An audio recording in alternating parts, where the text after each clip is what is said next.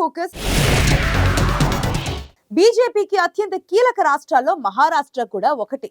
మహారాష్ట్రలో మారిన రాజకీయ సమీకరణాల నేపథ్యంలో బీజేపీ చేసిన ప్రయోగాలు ఆ పార్టీని ఇబ్బందుల్లోకి నెట్టుతున్నాయన్న అభిప్రాయాలు వ్యక్తమవుతున్నాయి.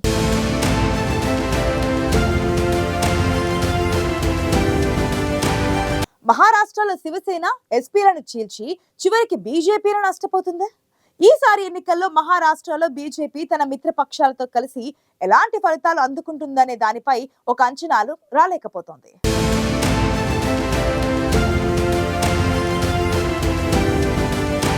కేంద్రంలో హ్యాట్రిక్ విజయం సాధించాలని సర్వశక్తులు ఒడ్డుతోన్న బీజేపీ ఈసారి కొన్ని రాష్ట్రాల్లో ఎలాంటి ఫలితాలు వస్తాయనే దానిపై ఒక అంచనాకు రాలేకపోతోంది. బీజేపీకి సమస్యాత్మకంగా ఉన్న పలు రాష్ట్రాల్లో మహారాష్ట్ర కూడా ఒకటి. గత ఎన్నికల్లో మహారాష్ట్రలోని మొత్తం 48 లోక్సభ స్థానాల్లో బీజేపీ కూటమికి 41 సీట్లు దక్కాయి. అయితే ప్రస్తుతం మారిన రాజకీయ సమీకరణాల నేపథ్యంలో బీజేపీకి ఈసారి ఆ స్థాయి విజయం సాధ్యమవుతుందా అంటే ఖచ్చితంగా చెప్పలేని పరిస్థితి నెలకొంది.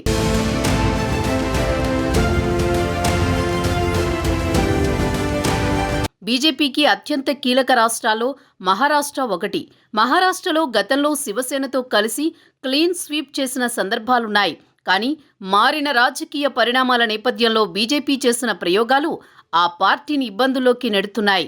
అసలు పార్టీలను చీల్చి నకిలీ పార్టీల ఏర్పాటును ప్రోత్సహించి వాటితోనే కలిసి ఎన్నికలకు వెళుతోంది బీజేపీ. ఈ పరిస్థితుల్లో మహారాష్ట్రలో బీజేపీకి గట్టి ఎదురుదెబ్బ తగలడం ఖాయమన్న అభిప్రాయాలు వ్యక్తమవుతున్నాయి. అసలు పార్టీలతో కాకుండా చీలిక వర్గాలతో పొత్తులు పెట్టుకుని బీజేపీ పోటీ చేస్తుండటంతో ఇప్పటికే ఉన్న సీట్లకు గండిపడే ప్రమాదం ఏర్పడే అవకాశం లేకపోలేదనే విశ్లేషణలు వినిపిస్తున్నాయి.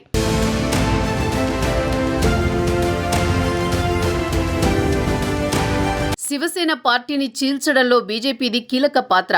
ఏక్నాథ్ షిండే బలం మొత్తం బీజేపీనే. ఉద్ధవ్ ఠాక్రే నుంచి శివసేన గుర్తు కూడా లాగేసుకున్నారు. నిజమైన శివసేనను షిండే చేతికి ఇచ్చేశామని చెప్పుకుంటున్నారు కమలనాథులు. కానీ మహారాష్ట్రలో ఠాక్రేలు లేని శివసేనను ఊహించడం సాధ్యమేనా? అక్కడి ప్రజలు ఠాక్రేలు లేని శివసేనకు వారి మద్దతును ఇస్తారా అనే ప్రశ్నలు ఉత్పన్నమవుతున్నాయి. ఉద్ధవ్ ఠాక్రే చేతిలోని శివసేననే ప్రజలు అసలైనదిగా గుర్తించే అవకాశాలు కనిపిస్తున్న నేపథ్యంలో షిండే శివసేనకు ప్రజల మద్దతు ఏ మేరకు లభిస్తుందనేది ఆసక్తికరంగా మారింది. అలాగే ఎన్సీపీ వ్యవస్థాపక అధ్యక్షులు శరద్ పవార్ అలాంటిది ఆ పార్టీ శరద్ పవార్ది కాదని వేరే వారికి అప్పగించారు. కానీ అసలైన ఎన్సీపీ శరద్ పవార్దేనని ప్రజలు తీర్పు ఇచ్చే అవకాశాలు కూడా ఉన్నాయంటున్నారు విశ్లేషకులు.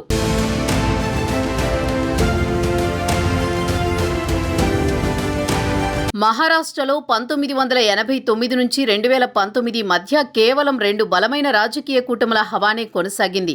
మహారాష్ట్రలో 1989 నుంచి శివసేనతో పొత్తును ప్రారంభించింది బీజేపీ. బీజేపీ శివసేనలకు తమ బలాలు బలహీనతలు తెలుసు. దీంతో ఆ 2 పార్టీల కూటమి నేతలు ఒకరికొకరు పరస్పరం సహకరించుకున్నారు. అయితే 2019లో ఈ కూటమి విడిపోయింది. శివసేన ఎప్పుడూ క్రమశిక్షణా రాహిత్యాన్ని సహించలేదు. ఎమ్మెల్యేలు ఎంపీలు తమ అధినేత ముందు తల వంచాల్సిందే. 2019 నవంబర్లో ఉద్ధవ్ ఠాక్రే ముఖ్యమంత్రి అయిన తర్వాత పార్టీ ఎమ్మెల్యేలను తన సేవకులుగా భావించారు. శివసేన ఎమ్మెల్యేల అతిపెద్ద ఫిర్యాదు ఏమిటంటే ముఖ్యమంత్రి ఠాక్రే తమను ఎప్పుడూ కలిసేవారు కాదని. పర్యవసానం 56 మంది శివసేన ఎమ్మెల్యేలలో 40 మంది ఎమ్మెల్యేలు ఉద్ధవ్ ఠాక్రేను విడిచిపెట్టారు.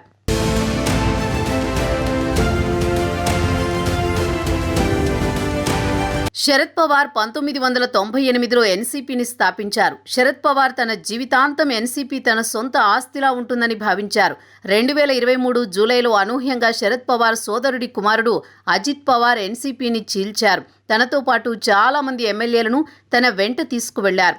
అప్పటి వరకు శరద్ పవార్కు ఎదురు లేదని అంతా భావించారు. అయితే చాలా మంది ఎమ్మెల్యేలు అజిత్ పవార్ వెంట వెళ్లడంతో అప్పటి వరకు అనుకున్నది అంతా అపోహ అని రుజువైంది. శరద్ పవార్కు అత్యంత సన్నిహితులైన ప్రఫుల్ పటేల్, ఛగన్ భుజ్బల్ వంటి వారు కూడా శరద్ పవార్ని వదిలేశారు. ఇది శరద్ పవార్ ఎన్సీపీలో కలకలం రేపింది.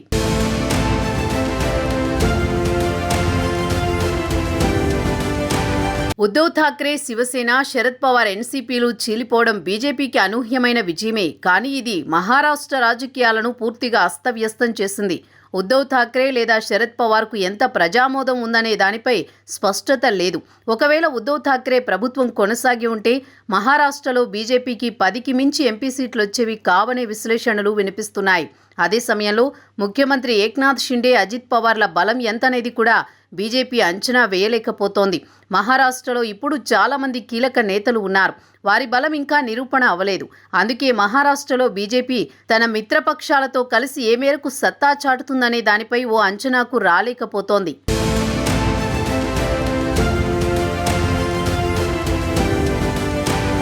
మహారాష్ట్రలో బీజేపీ స్వయంగా సృష్టించిన రాజకీయ అలజడి కారణంగా ఈసారి ఎన్నికల్లో ఎలాంటి ఫలితాలు వస్తాయనే దానిపైనే సర్వత్రా ఉత్కంఠ నెలకొంది.